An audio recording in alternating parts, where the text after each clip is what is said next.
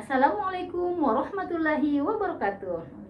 Selamat malam, jumpa lagi dengan saya Nurul dalam podcast pendidikan SMK Negeri 1 Baula, Kabupaten Kolaka, Provinsi Sulawesi Tenggara.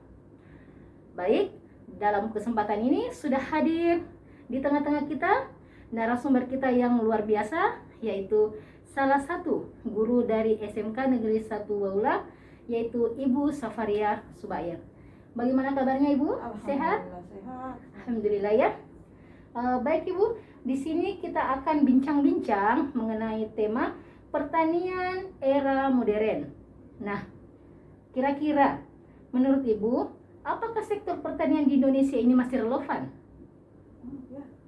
Baik, menurut kalau ditanya tentang sektor pertanian relevan atau tidak, ya saya jawab pasti masih relevan. Ya. Kenapa? Karena masih 100 juta penduduk Indonesia atau setengah dari penduduk Indonesia, jumlah penduduk di Indonesia itu masih menggantungkan hidupnya di sektor pertanian. Jadi cuma memang lahan-lahan mereka, lahan-lahan petani itu sekarang itu sudah ada yang beralih fungsi kemana? Ya ada yang sudah dibangun di sektor pariwisata, dibuka lahan itu, kemudian ada juga yang dibuka perkebunan besar ya. Tapi kalau ditanya relevan atau tidak, masih relevan pertanian di Indonesia. Oke, baik.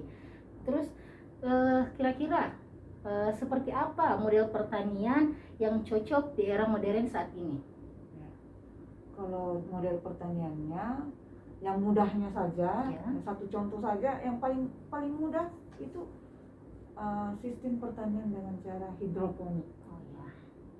Hidroponik itu, kalau berbicara tentang hidroponik itu kita menanam tanaman ya, dengan tidak menggunakan tanah. Ya, pakai apa? Kita menggunakan media lain selain tanah, bisa pasir, Ya. bisa arang sekam, bisa batu atau batu kerikil. Nah, pertanyaannya bagaimana? Apakah dia bisa hidup? Ya. Nah, ya, bedanya kalau kita menanam tanah dengan cara hidroponik itu nutrisinya bukan diambil dari bawah, bukan seperti konvensional dari unsur hara dari dalam tanah, tetapi kita menstimulasi nutrisi melalui air. Seperti itu. Jadi namanya hidro itu air, ponik itu bercocok tanam. Jadi yang berperan di sini adalah air. Jadi menarik sekali dengan tanaman hidroponik yang saat ini ya, Ibu Safaria. Jadi kira-kira ini Ibu melihat fenomena saat ini di bidang pertanian terjadi kemunduran, khususnya minat siswa atau animo siswa kita dalam memilih jurusan pertanian. Nah, kira-kira bagaimana pendapat Ibu sebagai guru pertanian menyikapi hal tersebut? Baik. Kalau untuk menjawab isu bahwa animo siswa di jurusan pertanian itu bukan hanya terjadi di SMK 1 Baula. Oh iya.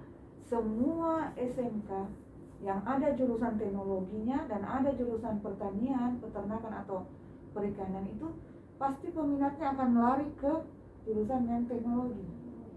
Ya, seperti misalnya ambil contoh di sekolah kita. Kita kan ada 8 jurusan. Iya. Ada otomotifnya, ada mesinnya, pemesinannya, ya. Apalagi ada kendaraan ringan, teknik kendaraan ringan atau TKR, otomotif, ada komputer jaringan. Ya. Semuanya orang pada lari ke teknologi itu. Sementara mereka tidak tahu bahwa pertanian ini juga penting. Ya, pertanian kenapa? Makanya ini tantangan bagi kita. Dan ini isunya, pokoknya semua sekolah yang ada jurusan itu pasti akan lari ke jurusan yang teknologi itu. Nah, tinggal sekolah bagaimana caranya kita memberikan pemahaman kepada siswa kita atau siswa tamatan atau calon siswa kita, siswa kelas 9 SMP ya. Kita bagaimana kita berupaya untuk membangkitkan kembali. Jangan salah Bu Nurul. Ya. Tahun pertama berdiri SMK Baula kita buka hanya 3 jurusan. Pertanian, otomotif dan permesinan. itu satu kelas pertanian itu satu jurusan itu sampai 3 kelas Masya pertanian. Allah, banyak sekali siswanya ya Bu? Ya, Wah. itu siswa kita Ibu Rastati, Oh iya, iya. Ibu Nurdiana kan dari pertanian, Pertanian. angkatan pertama dia. Artinya waktu saat pertama kali Dibuka, dibuka di sekolah kita sudah memang banyak minatnya, tetapi ketika dibuka jurusan-jurusan yang lain mereka pada ke sana. terbagi. Ya. Dari tadinya banyak berkurang, tetapi kesininya mulai lagi banyak karena ya ada kiat-kiat dari sekolah bagaimana menarik siswa kita yang dari tamatan SMP untuk masuk ke SMK. Tentunya tentunya juga mungkin mereka melihat produk-produk kita yang di bidang pertanian. Betul. Apa saja yang produk apa saja, terus tanam apa saja yang dihasilkan oleh siswa-siswa kita di jurusan pertanian. Iya. Baik Ibu, kira-kira bagaimana kiat-kiat Ibu dalam menarik lulusan SMP untuk memilih jurusan pertanian ini untuk saat ini yang semakin berkurang? Berkurang animonya masuk. Bagaimana kiat-kiatnya Ibu? Salah satunya tadi itu kita sentuh dengan teknologi. Era modern itu salah satunya hidroponik ya. Jadi kita sudah mulai langkah, kemarin kita kirim siswa kita ke PT ke rumah sayur hidroponik. Oh iya. Mereka belajar selama kurang lebih 3 bulan. Anak yang magang ya, magang PKL, praktek kerja lapangan.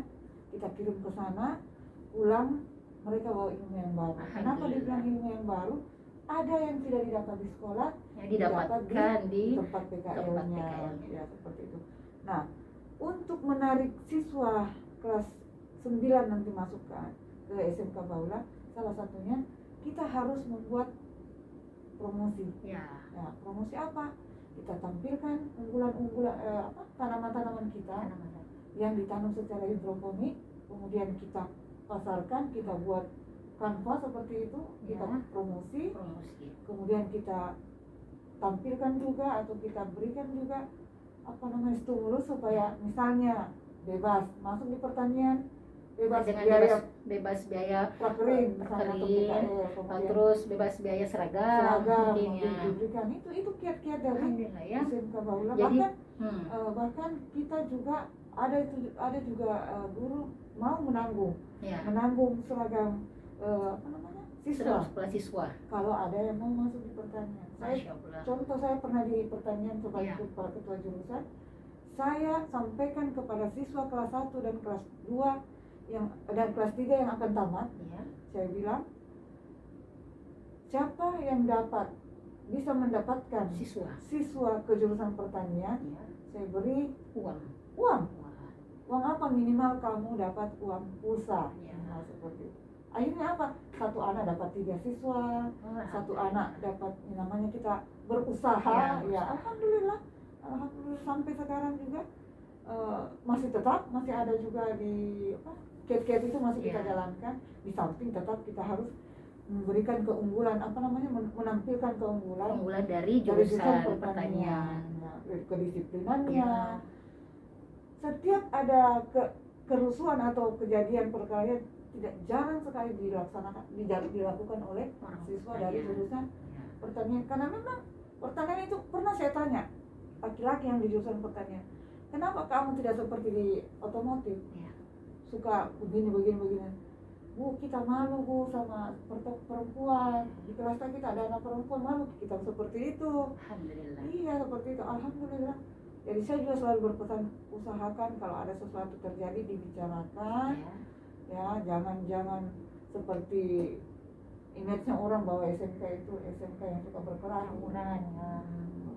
Alhamdulillah di sekolah kita mana-mana alhamdulillah.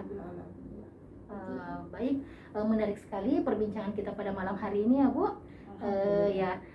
Hari ini cukup sampai di sini. Terima kasih atas kedatangannya Ibu. Mohon maaf atas segala kekurangan. Assalamualaikum warahmatullahi wabarakatuh. Waalaikumsalam.